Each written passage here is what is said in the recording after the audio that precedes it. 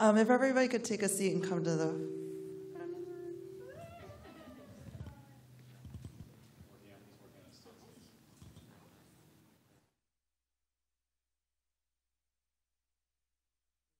Can't hear me now. Just a little bit high. There, perfect. All right, not too loud. I don't even know if I need it or not. Do I? I don't need it, right? I project. This is the recording. We're recording. Oh, sorry, we have to record. Let everybody know we are recording. We are recording. So that's I have to stand. Okay. Welcome to the first town hall of 2018. I am your host. No, I'm just kidding. I am your AIA San Francisco president, Rosa Shang, FAIA. And this is Paul Cooper, AIA San Francisco past president.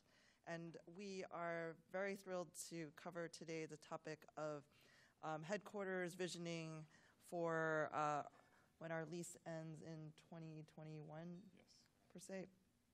And we have an agenda which we will share with you. So overview of this evening, we are going to go over the kind of structure of the evening. I don't think we really need rules. This isn't an angry town hall. This is a fun and envisioning and positive town hall. So I don't think we could skip the rules. Yes, be positive. And then we're going to go over the work done to date about why we're doing this important town hall visioning session. And we're going to go over some key stats and as well as the survey information. A lot of you have probably taken the survey, so thank you for doing that. And then we're going to introduce our team that's been working with us on the visioning from HOK. And then during that time, there will be a breakout workshop for the visioning session that the board members have done previously at our last board meeting that we would like to expand upon with more voices and your opinions and ideas. And then we're going to have a kind of a feedback kind of realization of all the things that we've talked about and where do we go from there. So all pretty straightforward and laid back. So work to date. The relocation task force for 2018 involves Paul Cooper, myself, Jennifer Brooks, Jen Jones, Dan Liu, Richard Pollack, Jennifer Suzuki, Julia Lowy, Stacy Williams, and David Winslow. And we've met several times already this year trying to steer the progress of planning for a future headquarters or doing all the necessary work to understand all of our viable options. But before we do that, understanding what we currently have, as you can see here, do you want to talk about this a little bit? Okay. Sure. So I might actually flip back and forth between some slides. And just because I don't want to forget doing this, I really want to thank HOK. They have done a huge amount of work, and so I just really, and really added to our process, and you'll see in this. So the space here is about 5,717 square feet, and really the story goes that I was assistant treasurer the year that our lease came up the last time. And when our lease came up, I don't know the exact numbers here, but my memory is that our rent was about $17 a square foot, and it went up to about $47 or something like that. So there was hundreds of thousands of dollars of a difference in what had happened.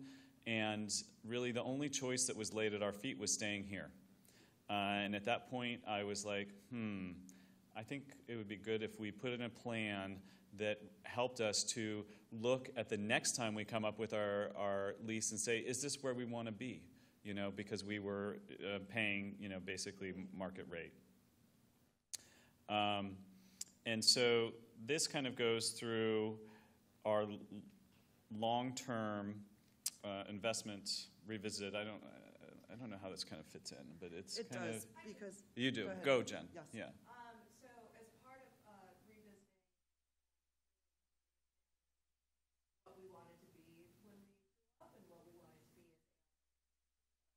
part of it was making sure that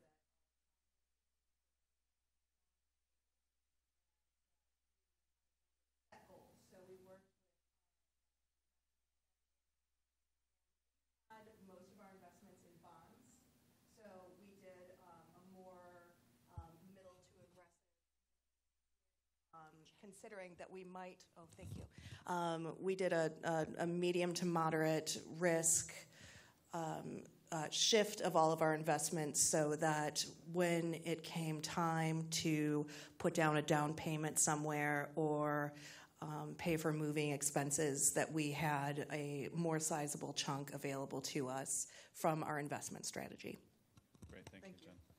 So, for the last 2 or 3 years, we've had a committee kind of looking at this, but we really were looking, at first we were looking for a consultant that would kind of be the silver bullet and get everything done for us, from figuring out our vision to doing the finances to helping us find the space all the way through.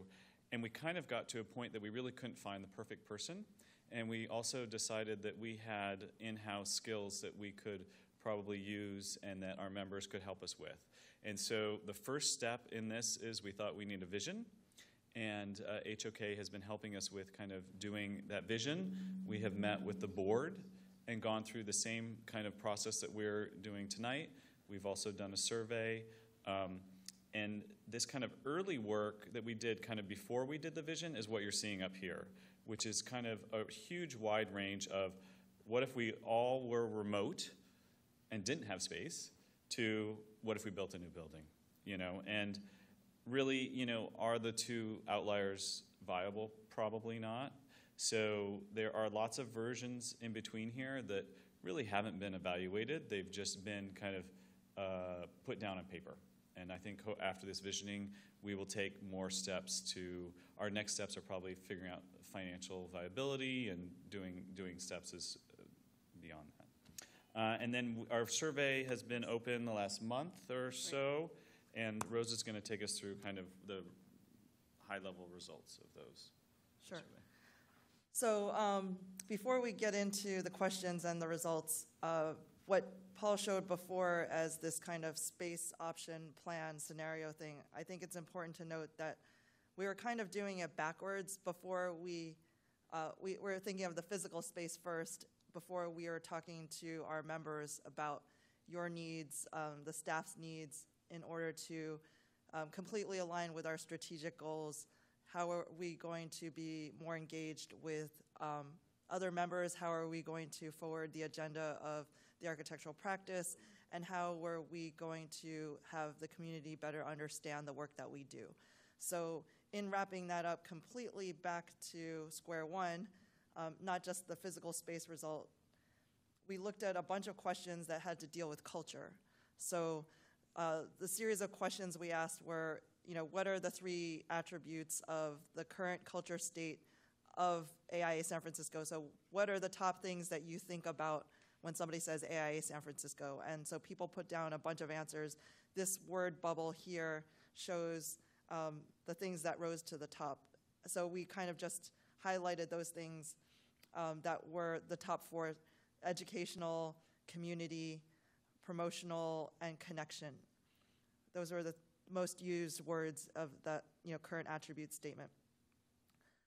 When we looked also at whether the sentiments of those current statements were positive or negative, 83% were positive, 17% were negative about the current state. We also asked what were the top 3 attributes that would represent the future state or future culture of AIA San Francisco. So going forward, what do we aspire to be? And then the top 3 answers for that were advocacy, educational, and engaged. So it sounds like educational, that we're always learning together, seems to be a common thread that we keep, but we could do more in terms, there's definitely strong values in the community that we have here, but how can we be better advocates, not only for our members, but advocates for our community and our society, and how can we better engage with the community and with other members? Examples of inspiring spaces was another question. So if you had been to another similar space that inspired you to think about architecture differently or to achieve our future culture goals, what were those spaces? So the top answers were Spur, which is down the street, and I think everybody has been there and has seen the positive results of how they engage with the community. AIA New York City, for those that had been there, was another answer. CCA, the Commonwealth Club, and Minnesota Street Project. So those are interesting in how people gauge what was inspiring. And if we look at all those spaces, they seem to have a welcoming kind of community aspect to them, a place or a storefront of sorts that feels like you could just walk in and not have to go through an elevator or security lobby to get there, per se. So attributes of the aspiring spaces, I jumped ahead. So street level, design, accessibility, and location. Those seem to be the top 4 of the qualities that people identified with those former places that were named. Also, historic, looks like it's up there. Daylight, accessibility, yes. Flexibility was another top one. So, as far as, I think don't know if anybody has any questions about the survey results thus far, or what has been done to date. But I think we're going to open the floor, but if nobody has any questions, we could jump right into the workshop part. But again, if you are just coming and joining us now and you don't have a good understanding of the history of why we're thinking about another location, we can have a quick discussion about that. Everybody feel comfortable of what's been explained so far? All right, let's jump in. This is the fun part. So I'm going to introduce our HOK team, Julia and Carrie and, Gianna. Welcome. And I'm going to hand the floor over to you to be the awesome facilitators that you guys are. Okay, great. Thanks. I'm just wanting to understand if there's anybody on the YouTube live stream. Did we enable that connection, and do we need to? Okay, great. So we'll give them an opportunity. We'll pause. You know what it's like when you're on the other end of the phone or when it's a conference call and people forget that you're there. So we won't forget that you're there, and we'll give you an opportunity to weigh in. So basically, we just have a couple of exercises that we want to do. We're going to compare the results between what the board's responses were and what the membership responses are. So we're going to get into the 3 exercises right away, I guess. Just briefly, all of us, Carrie, Gianna, and myself, are from HOK. We are the consulting group there, which is pre-design services, workplace strategy, real estate strategy, change management, and anything else where we can help, before the pencil goes to paper, as it were, for people that are older like me. So anyway, all right. This is your mission up here on the screen. We want to make sure that the exercises that we're going through today are mindful of your mission and that your responses are mindful of that mission, because decision-making and the criteria that gets developed out of the results of these exercises, as well as other things that have come through the survey and such, should be responsive to your mission and should be able to justify why you are here or why you are where you will be. So we just wanted to put that up there and kind of warm everybody up with the mission. Now, we are going to start with the first exercise. This is really a fun one. It's kind of an icebreaker. We'd like to divide you into 2 groups. So the people that have already done this before could participate but not comment, maybe just listen, but try to reserve comments. It was fun. And so I think we've got about 4 people that haven't done it over here and about 4 or 5 people over here. So maybe we'll just divide by side unless somebody wants to jump over. Because we have some visitors here from Cushman and Wakefield, and so we probably want them to be listening too. So each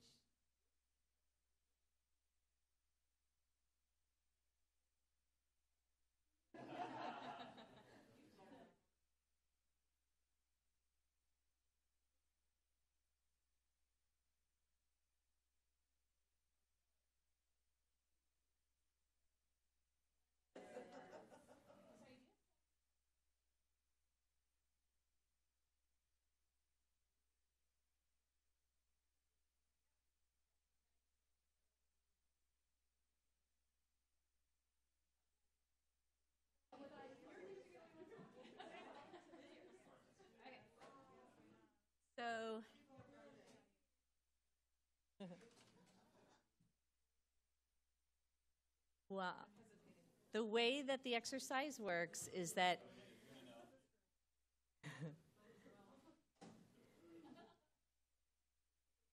five people online? Okay.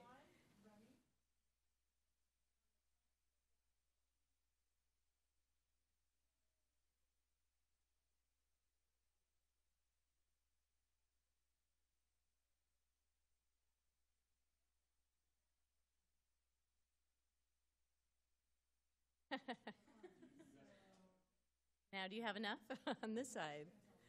Okay. All right, so the way that the exercise works is we have 5 different suits, and they're representative of 5 different project drivers, workplace drivers, organizational DNA, human-centric design elements, and future workplace. And we have called out, we actually have a 52-card deck that has multiple project drivers that are sorted by these, there's 3 suits. Right, I play cards a lot.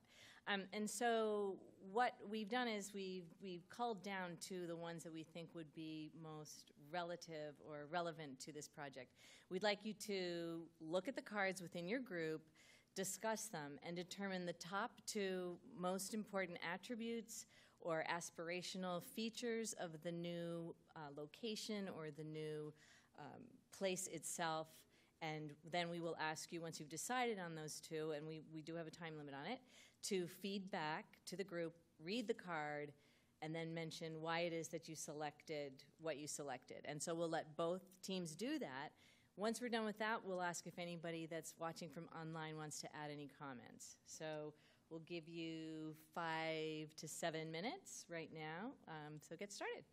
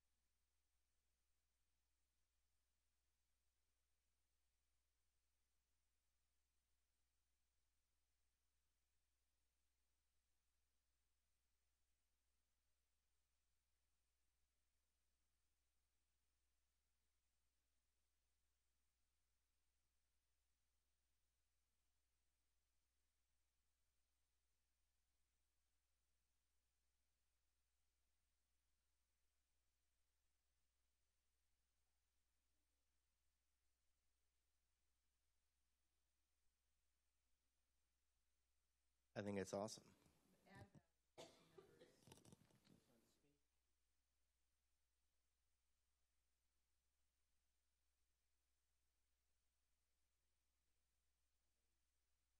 Ideas sharing can bring people drawn together for the purpose of exploration and discovery. They will naturally form vital and meaningful connections. Okay. Want to read some, John? Alrighty. Workplace drivers, space efficiency and effectiveness. Only 30 to 40% of office space is occupied at any given time. Trying some things out. It's okay. Or, you know what? I was realizing it's gonna. Didn't mean it to go in the room. So.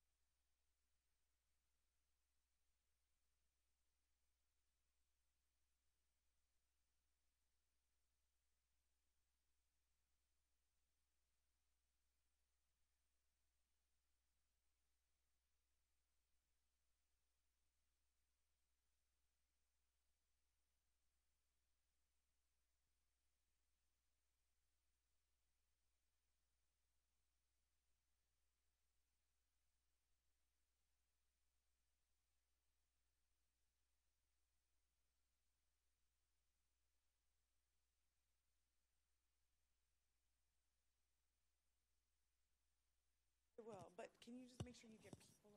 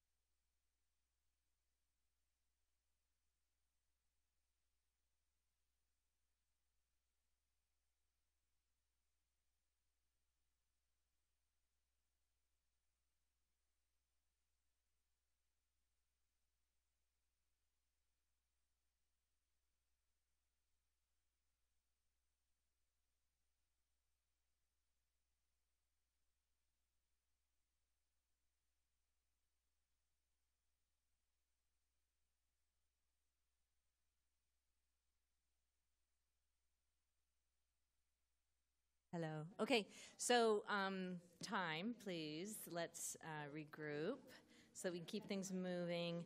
If you could select your speaker and rearrange your seats, I guess, back to the front, that'd be great.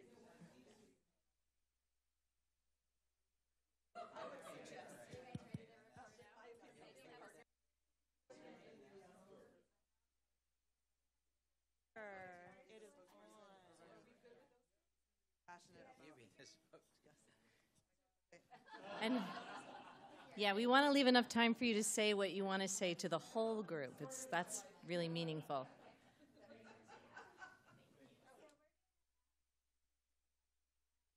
Oh, yes, good idea. Great. Oh, we need to use the front? Okay. You can bring the cards with you. I think we'll... Yes, just. Okay, can you hear me? I guess you can. My name is Nora, and I was in the stage right group. And the two cards that we chose were Magnetic Hub. They're both community cards, by the way. Magnetic Hub and Partnering Economy. And the reason we did that was we felt that the Magnetic Hub card really captured quite well some of the other cards with respect to diversity, engagement, and inclusion. And I think that those two cards were definitely captured within that. To a certain extent, the adaptable card, which is about the future workplace, there was a comment made that said, you want to be able to use current technology, but you don't want to be too far out there because then you're going to be outdated. So there's a balancing act with respect to technology, but for us, that's not necessarily a driver. So, Nora, would you yes. mind reading the content on the cards for Are they different? For the people who are online. Okay. This is being taped also. All right. So I will end with the two that we chose because that's the strongest statement. But ones that we thought were included in the magnetic hub concept was diversity, which says, our society is becoming a majority of minorities. Space should reflect an organization's diverse makeup and the evolution of the industry. New accommodations are an opportunity to assess current and future connections to community. Space can be used as a tool to welcome and attract members, employees, and the collective culture. So we felt that a magnetic hub captured those ideas. The other one that we felt was also included in the magnetic hub concept was called engagement and inclusion, where it says architecture touches all of us and should be inclusive of the broader community. Providing resources that add value to members, expands outreach to the public, and enhances the understanding of architecture's value in people's daily lives. Okay. All right, so the adaptable one talks about digital Darwinism, the inability to keep up with technology, and it's holding organizations back. But what can be even more limiting is an inability to accept that change is inevitable, and an unwillingness to adapt. How organizations adapt to ongoing changes will determine whether they will succeed. This is kind of a truism and a given, but not necessarily a driver, in our opinion.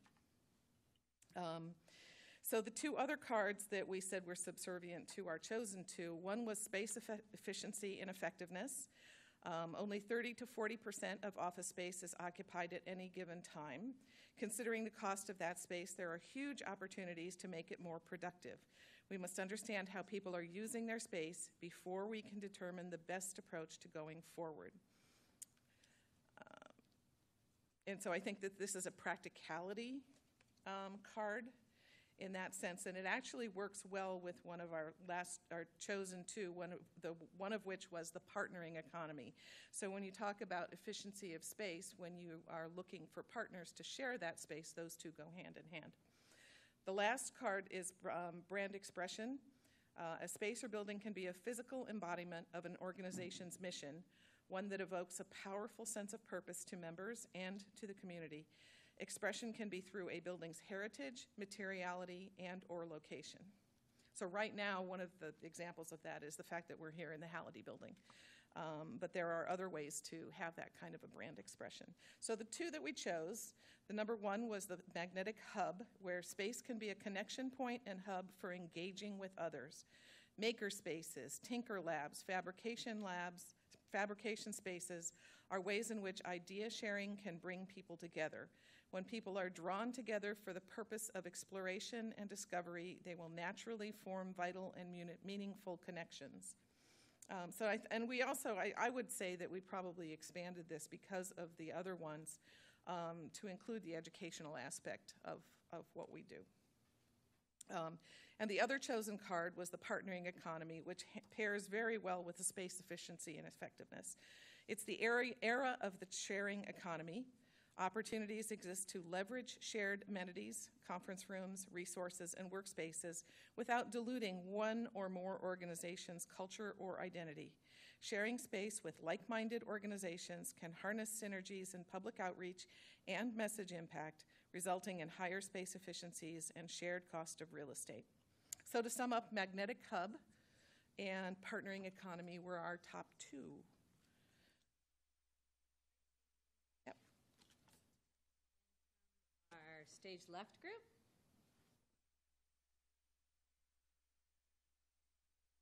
Well, it's pretty interesting. As we came to a very similar conclusion.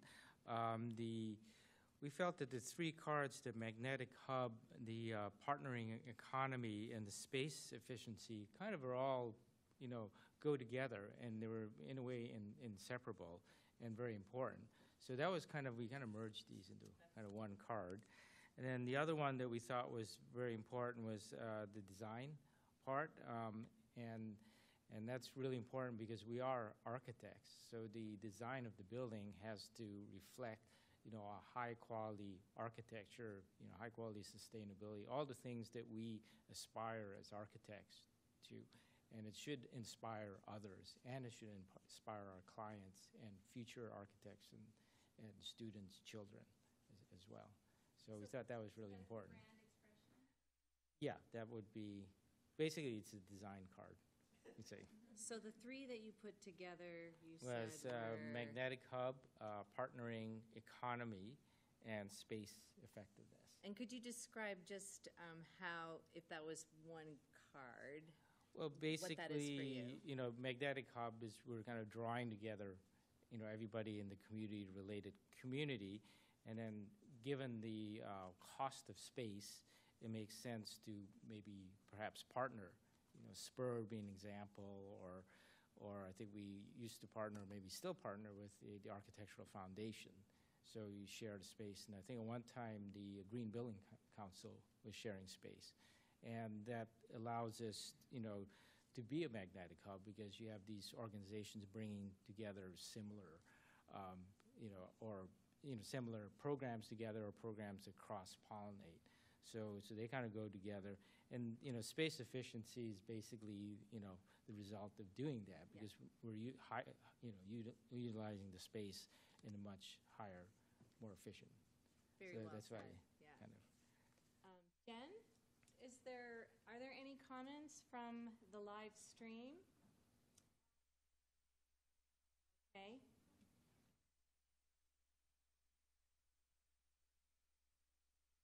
I have one comment of agreeing with the importance of adaptable space and space efficiency. Okay, and then just one last opportunity for anybody online that has not responded to an opportunity to respond to what you just heard in terms of what people said. And if you aren't typing away now, then do that later and it'll be captured. So thanks. I think what we'll do is move to the next exercise, and we're going to do the word exercise now, and we're going to ask Gianna to lead that for us.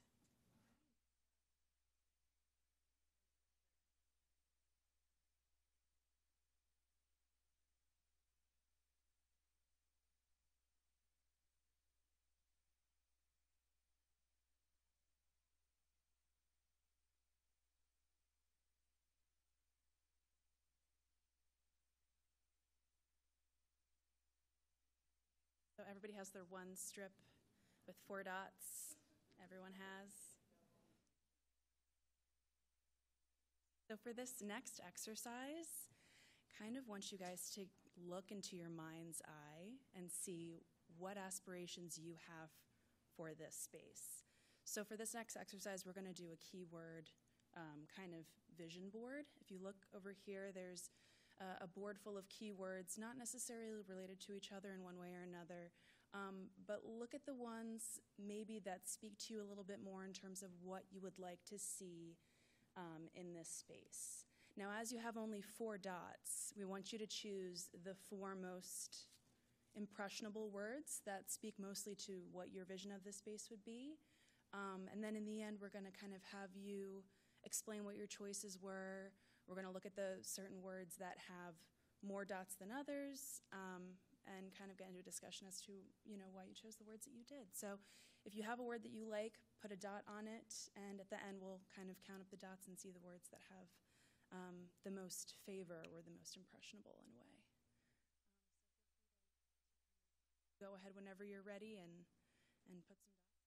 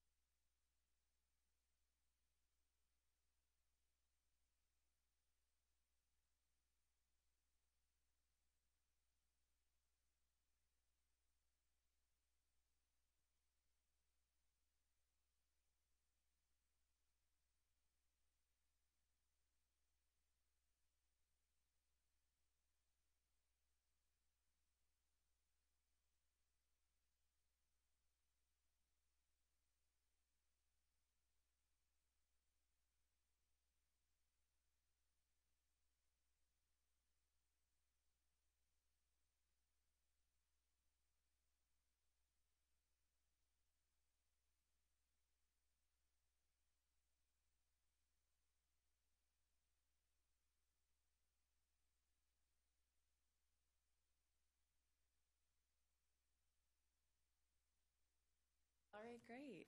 So we have some, thank you. We have some, I think, some clear winners. Community is, I guess almost everybody contributed a sticker to that, it looks like. Does anybody want to share why they said community? You know, why they chose that word? Yeah. So much of what we do is about serving communities, whether it is our clients, but I also think about the professional community, and I also chose mentorship because I think our profession is so much about mentoring and bringing up our generations, which is also similar to that idea of community, that we are continually investing in providing for our communities and doing outreach for them. So. Great. So let's see, resources. Did anybody choose resources? Yeah. If you want to share. Well, I'm not an architect, but I imagine it as a center where architects in particular come to find resources and to help each other with resources. But it's also, to me, the idea of it could be a resource to other related industries as well. I mean, real estate, it touches so many, architecture touches everything. So resources, I think, would be an important way to build community and to bring people to the facility. And then network, I guess, as well, in a similar kind of vein to community as well. We're sensing kind of a theme with some of these words, which is collaboration, network, group, community, which is great because it really is about the people and making sure that the space is supportive of the people within it. Can we look at maybe events? Did anybody pick events?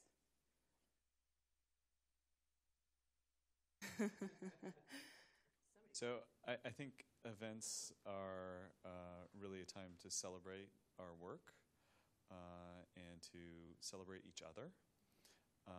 And I also think events can be, there were a couple words that I put them on that kind of overlap. I think education, learning, and events, for me, blur.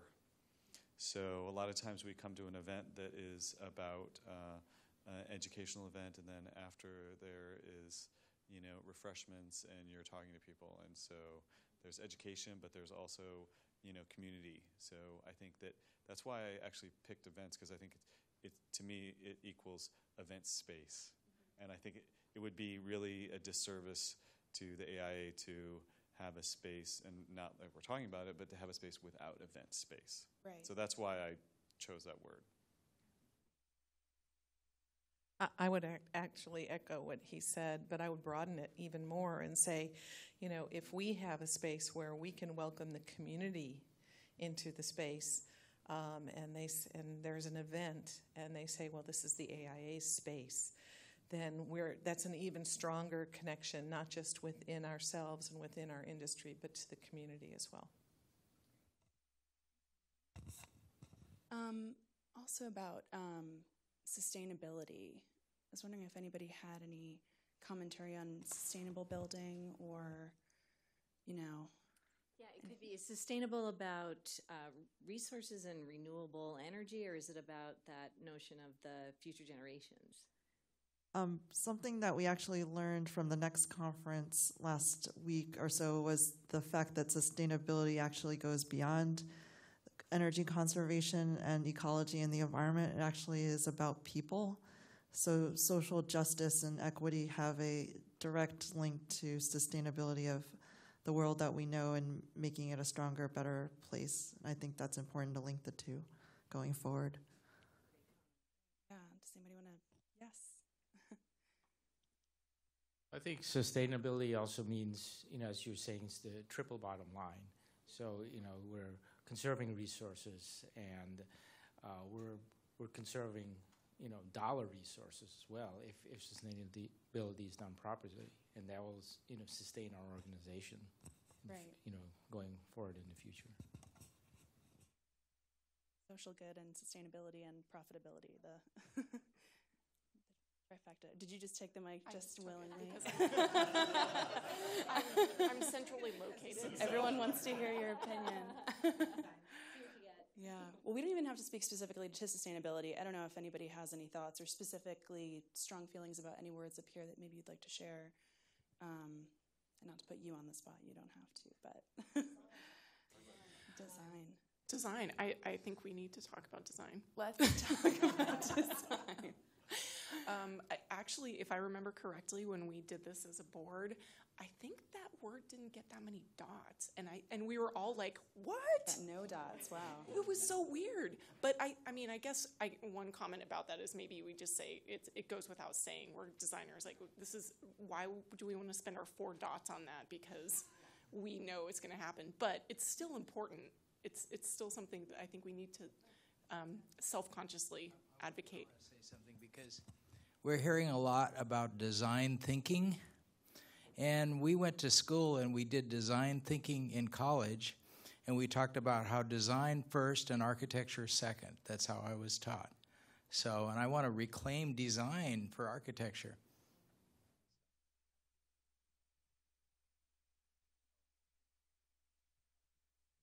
I just kind of want to point out to this other 3-letter word here, and a lot of architecture is kind of bland, and it's been watered down, and we want to set an example. I mean, European and now I think the Chinese are setting a really strong example of cutting edge design, and I think we need to bring that back here to San Francisco.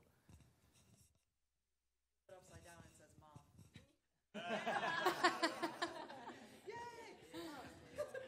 That one, actually, that's the one that I did vote for. I didn't vote for design, and it's for that exact reason, because I'm like, okay, we're going to design it. But I agree. I think it should be something that's a sort of makes people curious, or maybe a little, incites joy, or some sort of emotional reaction, or some sort of interest in what we're doing. It can be cutting edge. It can be kind of both enlightening and fun. So that the word enriching has meaning to me, and that's why I put my dot on it. Beyond just learning, there's a wonder and delight and meaningfulness, right? That you feel more whole as your whole self after leaving an event, when you feel enriched as, beyond just I learned something, but it really touched your life and it changes how you go about doing things in the future after that. I'm not going to comment on a word that's actually on the wall, because I was trying to look for the word that would sort of summarize all of the dots that are on words, and the word that, at least for me, came together is the word relevant. And if we are successful with being a community space, if we have wow and design and we're inclusive, we will be relevant, which will make us be the magnetic hub that we talked about. So that's my 2 cents. Back to the cards. I like that. I'm also curious about maybe some words that weren't picked out, and maybe, for example, cost conscious. Sometimes people are like, oh, well, we do have to keep budget in mind, and I'm curious to see if anybody has anything to share on that one. Yeah. Yeah. Yeah. Yeah. Oh, yeah. So for, I think, a lot of us who've been having this discussion over the past couple of years, cost conscious, there was another one that, what was it? Fundraising that would come from having the space that we know we kind of have to keep top of mind anyway. And I also kind of thought of sustainable in terms of the resources into it, as well as sustainable, that it's somewhere that is cost effective, that we can remain, that with good planning, ideally we can have a strong headquarters that we can build on going forward, and that won't be financially challenging for us to stay in. And there was a dichotomy that I want to talk about, and that is the difference between memorable and showcase. I chose memorable and not showcase because showcase to me can have a negative connotation. It can be seen as frivolous or extravagant, which is certainly not what we are or what we do. But memorable is what we do, and I see that as part of the resources and the enriching and the wow. The wow and the memorable are very closely tied to me. I think we need a space that says, we are architects, this is what we do, come join us. I have one question, network, because I can automatically see spatial implications for that. Are we talking technological again, or is it more of that community notion that keeps coming up? Can we just talk a little bit about network? I'm going to just go out there and say community versus computer. I think you're right. Just a little differentiation between the formal networks that we have where we work, our families, versus the informal networks, the impromptu person that we meet by going to an event or just being in the space and hanging out is just as vital in forwarding our mission and, the community connections, right? So unlike school, where we're surrounded by people that are the same age usually or similar ages, similar stages in their career, when we actually get into offices, depending on the office size, a lot of times we don't have a lot of peers around us.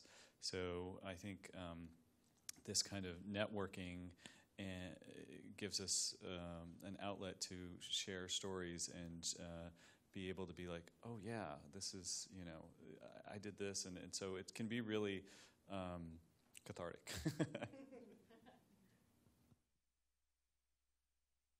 So I chose network, community, partnerships, and resources. And just echoing some things that have already been said, I'm from outside the built industry. I'm the partnerships and sponsorships person here. So I really see AIA as, and sponsors have given back to me that it's a wonderful place to meet one another and move each other forward and learn about what people do and break down silos in communication.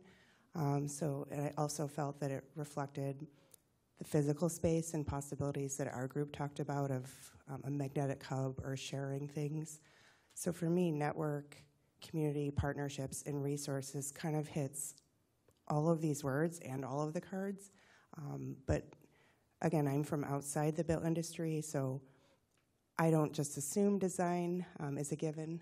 But again, I do see the biggest strength as AIA being a place for, as you said, people to connect from and learn from one another from different industries. And that will result in more diversity and everyone moving forward. So again, that's what I think we do best here. I just actually have one quick question also is the word branded. And nobody picked branded. And I'm wondering if maybe you looked at branded and you thought, well, of course it's going to be us. It's going to be the face of AIA in a way, but also at the same time, the branding is relatively the same at different locations. Do you guys have any comments on that? Is that an incorrect assumption? Didn't look at it at all? Yes. I'm just looking at the cards that have a lot of community and then related things to community, like and then education, mentoring, and the design as actually education as well, kind of like the World's Fair concept, but more memorable and concrete and lasting. So I think all of that comes together as the image of a brand. We incorporate those things. So I was discussing in my group about the branding effort, and I think that the AIA to me is the people. So the people are branding the organization, and not so much anything in a manifestation of the physical space.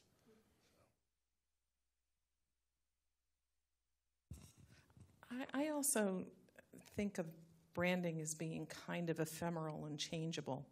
And I think that's not the message that we have. I think we really want to be timeless and classic and flexible, and those are all good connotations, whereas branding to me has kind of commercialism to it that I don't necessarily think well of that idea.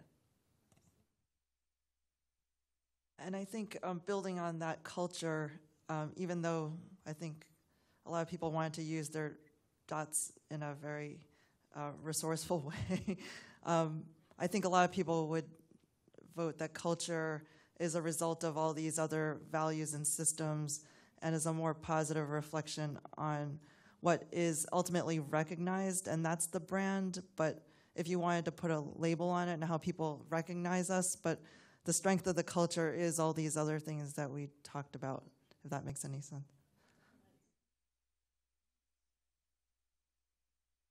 Well, that might actually be the perfect conclusion. Thank you guys so much for your sharing of your thoughts. This is definitely really helpful for us, just kind of understanding what your vision is. It sounds a lot, we've had a lot of keywords, a lot of similarities in the words that were chosen: community, people, networking, resources, places we can come together, kind of more than monumental or overly branded or maybe extravagant to a sense, which I think speaks very well, and it's very relatable. So thank you for sharing, and thank you for participating in the exercise. So Carrie's going to take us through the next exercise, Keep, Fix, Toss, Create.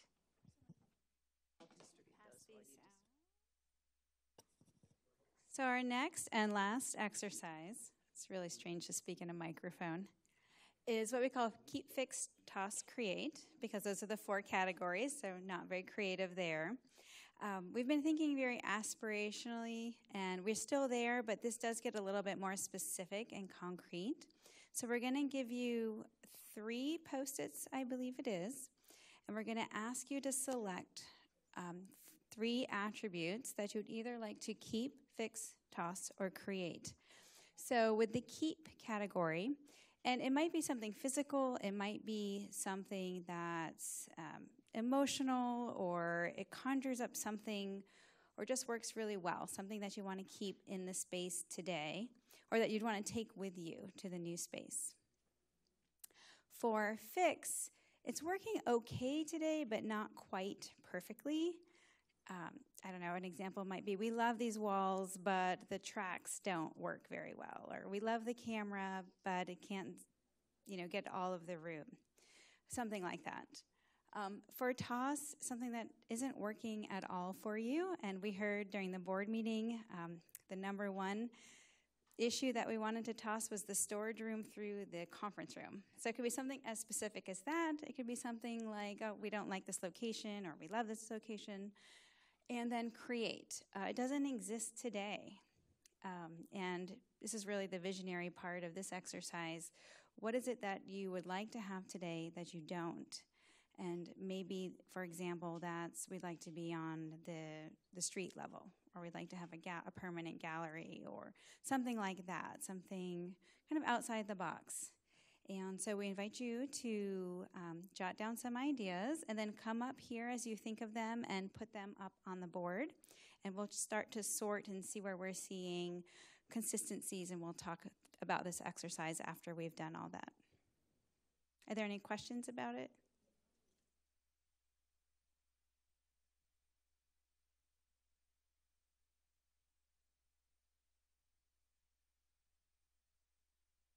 Oh, yes. You don't have to put something in different categories. If you're like, oh, I just want to create from scratch, go for it.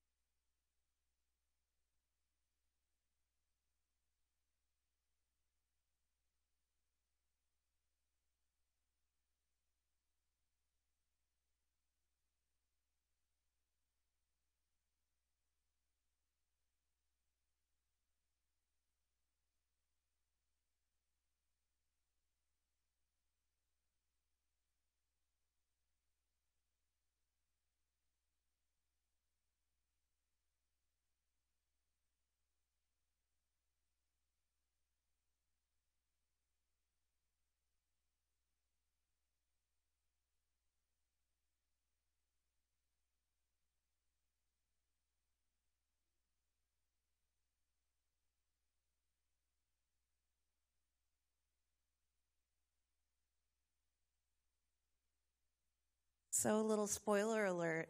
HOK friends, is this from our last meeting that we have together? The actual things that are written up here? Julia? Sorry. Are these answers from our last one? This is an example from, Yeah, movable walls, flexible furniture, flexible space. Well, if it's not us, then it definitely could be us.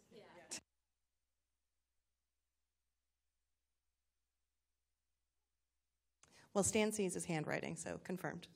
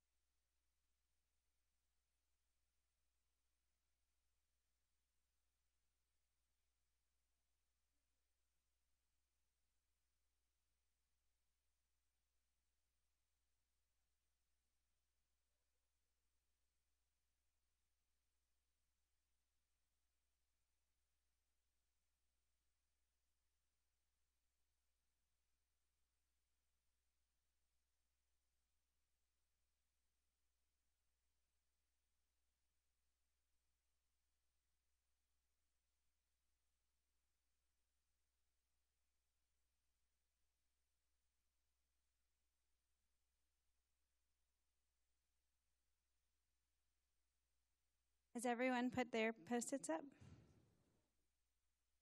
think that's a yes. Okay. So we'll start with keep. And there's certainly a lot of consensus here, which is great. And there's one that is a little bit different from everybody else's perspective. So I think that's really interesting, too.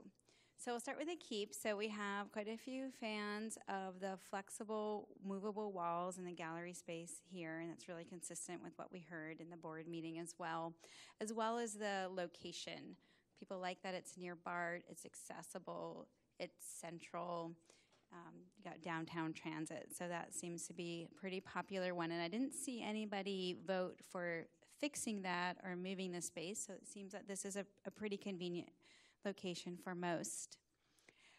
The next one is presence in an architecturally significant space, building, or historic location. So I think that comes back to kind of, we don't like the word brand, but it's who you are.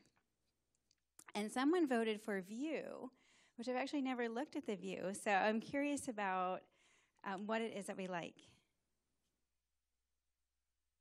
Oh, Crocker. The Crocker. Do you have a view of the Crocker Gallery rooftop? Oh, okay, from the office space. Oh, good daylight. Okay. Oh, because it's not very tall. You get a lot of great daylight. And on-site staff. So having people here throughout the day sounds good. Okay, so fix. Oh, I'm sorry. I misspoke when I said everybody liked the location. Somebody would, it says close to Market Street. Is that closer to Market Street? No, but I think it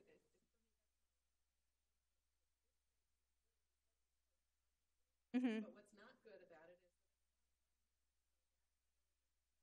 Great. I'm going to move it over here. I did take liberties and move some Post-its. Okay, fix AV systems. Nice to have historic building, but not at expense of space, accessibility, and flexibility. So more important to have the flexibility. it feels like I can go in many direction. Communication boards space. Who wrote that one?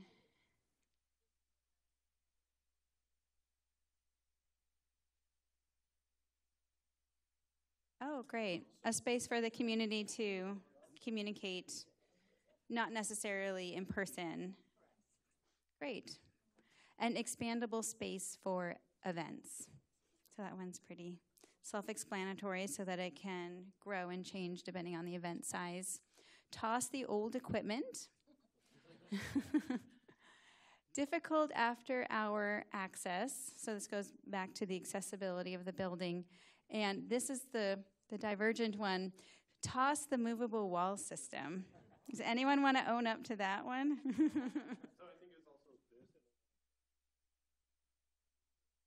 Oh, okay.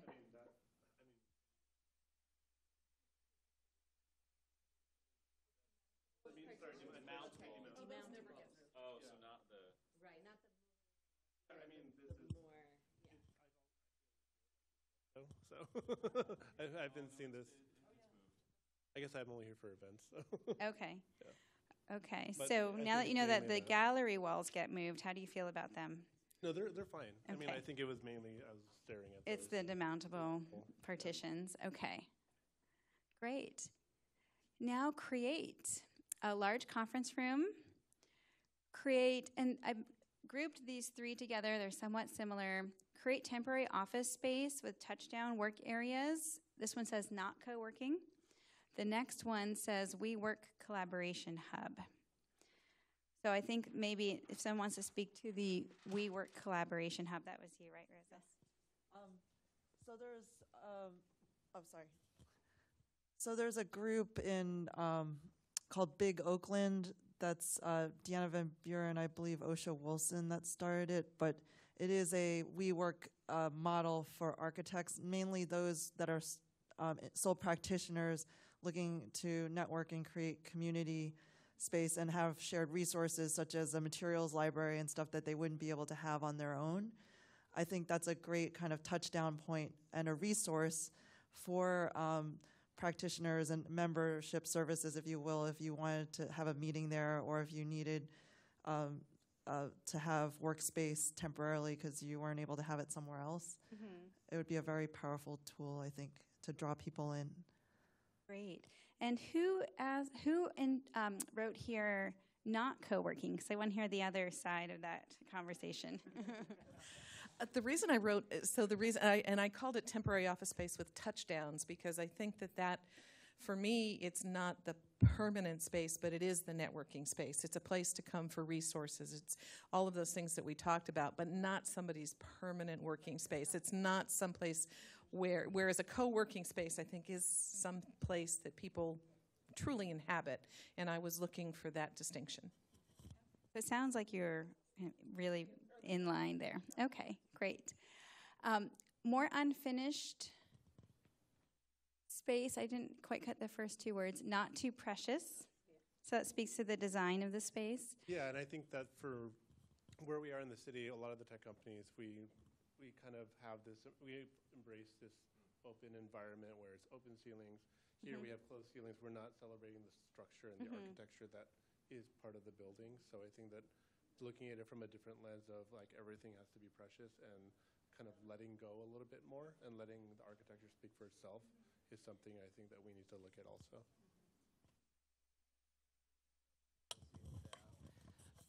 Not having all this extra stuff saves us money. An example is 140 New Montgomery was the old PTT tower, and it sat vacant for years and years because all the previous developers tried to figure out, what we can cram into it, hotel, office, fully fitted out office, condos, and that costs all a lot to build.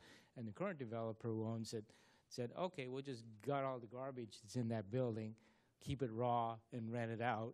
At a market, and they got more rent for actually offering less stuff. So, to quote Mies van der Rohe, less is more. Right. Well, and it's more sustainable that way. And someone did also write more design in space. More wow space. And I totally agree with what Remy said. The notion of a space being too precious is kind of antithetical to creativity. So if you think about the MIT Tech Labs, those are in temporary buildings, and people prefer to be in those buildings because they don't feel constrained. They don't feel that the space is telling them how to behave, and I think that that's sort of what we're talking about here.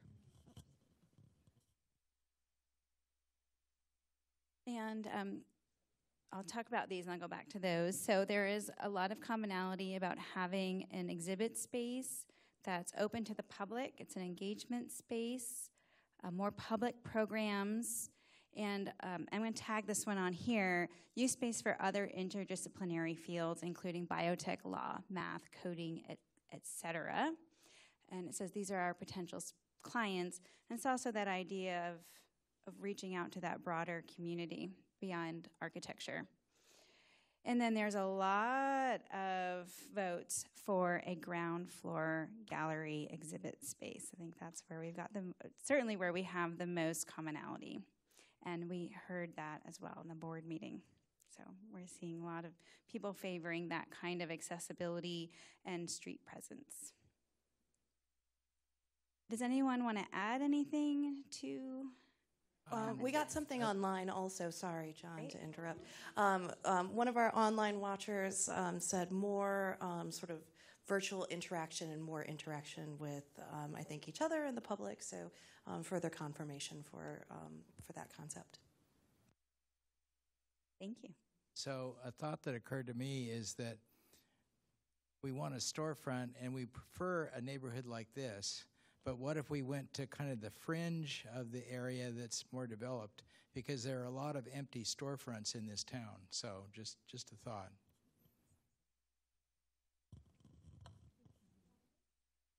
Great. Any other thoughts before we close out the session? Yes.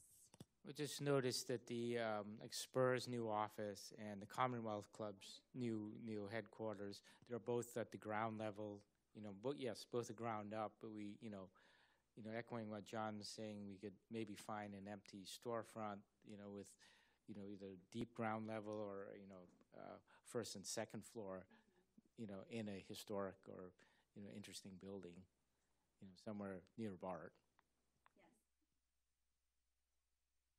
That is the crux, getting all of those things in one space. But that's where Julia's going to talk on kind of the process and where we go from here. And also, there are a few brokers that have come into the room and joined us today so that they're aware of what the preferences are, because that's kind of where we're leading, is finding these ideal spaces and how we're going to evaluate them. Okay. We did have a section for feedback. We've been kind of doing that throughout. So I don't think we'll take any time to reiterate what we said, except to say this notion was, and if anybody wants to comment on their final thoughts, the notion of community and the notion of education, all of these things that we're talking about, bringing people in and creating these hubs, it's really a lot about people, which is, architecture is kind of the built environment, but really in service to people. So I thought that was really meaningful and noticeable in terms of your responses. So just a little bit on the process so you can kind of see where things go. We've defined a process. Your process will follow something like this. You've got the vision and the survey results that we'll be talking about. That'll lead into some criteria development and a ranking exercise. You'll select a broker. They'll do a search. You'll create a short list that will be evaluated based on the criteria, which again will be based on all the outcomes from the work to date and your vision and mission. And then you'll select a spot to go and to negotiate, whether it's here or someplace else.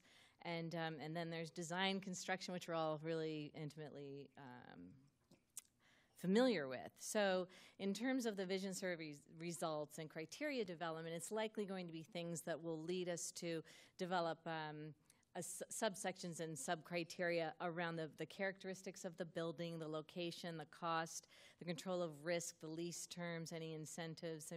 So these are all the kinds of things that come along with the building. There'll be several other different aspects to be considered. But, we'll want to make sure in terms of the building itself that you're meeting the program of requirements. There's a whole nother step to find out what are the people that work here need to actually do their work.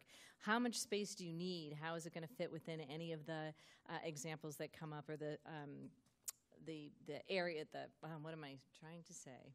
Any of your options, how do things fit within that? How's it going to function? What are the lines of sight, the efficiency factors? How close is it to transit, and some of the other things that you mentioned? And this image and appropriate aesthetic, which we will not use the word brand because that is something that was not desirable. So again, this criteria will be in kind of a matrix. There are a couple of other steps, and so it should be very methodical in the way that you are able to make informed decisions based in where you want to go. And that is the final slide. We want to thank you for your participation, because it really wouldn't be anything without you contributing. So thank you. And I have I have two last comments. One, I just want to say we had an omission on the slide about the relocation committee. Jessica Lane, who is here, was not listed on there, and she is a vital member, so I just wanted to acknowledge her and just really thank everybody for their time and effort, and I look forward to a spectacular opening in 2021 of our new office.